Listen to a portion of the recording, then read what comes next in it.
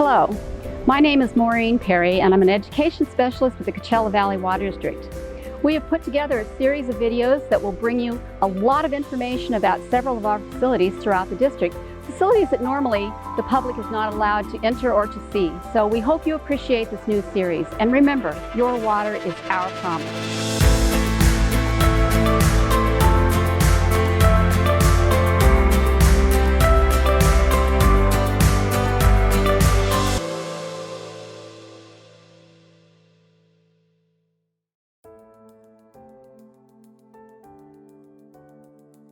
Welcome to the Thomas E. Levy Groundwater Replenishment Facility.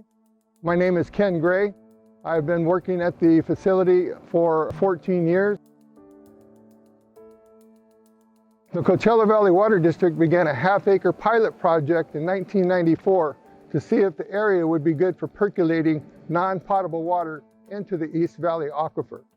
The pilot project showed that it was possible to percolate water into the aquifer from this area, so in 1997, the district made the decision to expand the project to 6 acres on the United States Bureau of Reclamation land behind what is known as Dike 4 Stormwater Channel. After determining groundwater replenishment was a success at this site, full-scale construction began in 2008 and completion of the facility was finished in June of 2009. The water that comes into the facility is Colorado River water and has traveled 123.5 miles in the Coachella branch of the All-American Canal to Lake Cahuilla, which is the terminal reservoir for the canal. Colorado River water is non-potable, which means it has not been treated and is only used for agricultural irrigation, golf courses, and groundwater replenishment. Water is released from the south end of Lake Cahuilla and travels through an underground pipeline 3.5 miles to the Thomas E. Levy pump station. There is a 42-foot drop from Lake Cahuilla to the pump station, which allows gravity feed to the site. Once the water reaches the pump station, the water travels through 2 actuator valves that control the water that flows into 2 4-bay reservoirs. Each reservoir will hold a maximum of 422,000 gallons of water.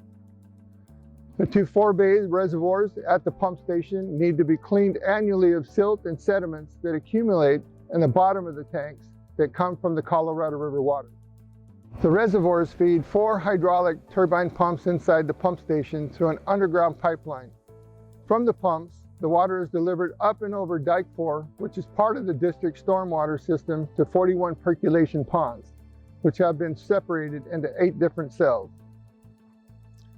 There are 2 200 horsepower pumps, a 350 horsepower pump, and an 800 horsepower pump at the facility. The 2 larger pumps are constant velocity, and the 2 smaller pumps are variable frequency drive and can power up to push more water out or power down to push less water out to adjust flows as needed.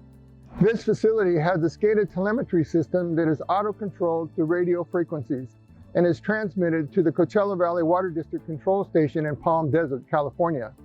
Through the SCADA system, control operators can view all alarms, control flows to the pump station, and monitor the site 24 hours a day. All 4 pumps are controlled by the telemetry system and are connected to each reservoir to maintain elevations in the tank. There are 2 surge tanks located here at the pump station. Their purpose is to control water hammer or surging in the main line. A surge is produced when a flow increase or decrease takes place, which causes air to enter the delivery line. The tanks are connected to the main delivery line, and as the air passes by the surge tanks, they will intercept the air out of the line to prevent any damage to the delivery line. There is a 730 kilowatt diesel generator on site in case of a commercial power fail. The telemetry control system will send a run command to the generator to bring back power to the site until commercial power has been restored.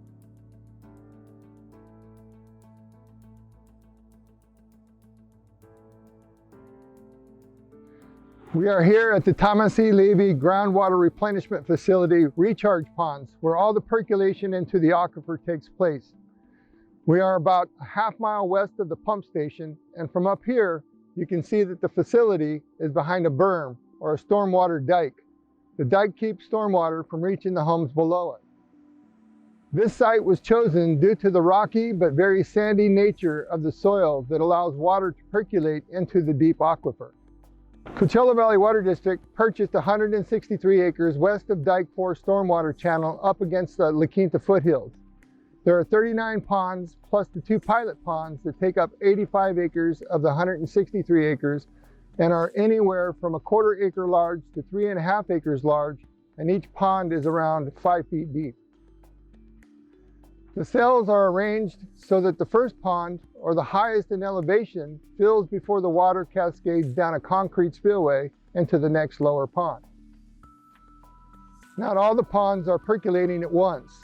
We do this so that we can always have ponds available when it is time to take a cell out of service.